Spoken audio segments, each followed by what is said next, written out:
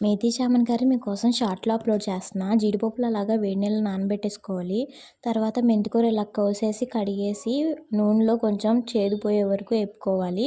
అందులోనే ఒక ఉల్లిపాయ, టమాటా, పచ్చిమిరపకాయ వేసుకుని వేపేసుకుని అందులోనే జీడిపప్పులు వేసి మిక్సీ పట్టేసుకోవాలి. అదే బాండిలో కొంచెం నూనె పోసుకుని సోంపు, జీలకర్ర, బిర్యానీ ఆకు, ఉల్లిపాయలు వేసుకుని అందులోనే అల్లం వెల్లుల్లి పేస్ట్ వేసుకుని వేపుకున్నాక ఆ పేస్ట్ చేసుకుంది వేసేసుకోవాలన్నమాట. కొంచెం వాటర్ పోసుకోవాలి. అందులో కొంచెం పసుపు, కారం, అలాగే సాల్ట్, ధనియాల పొడి, గరం మసాలా వేసుకోవాలి. జీలకర్ర పొడి ఉంటే అది కూడా వేసుకోవచ్చు. అదంతా వేసుకున్నాక వీటన్నిటిని బ్యాలెన్స్ చేయడానికి కొంచెం షుగర్ వేసుకోవాలన్నమాట.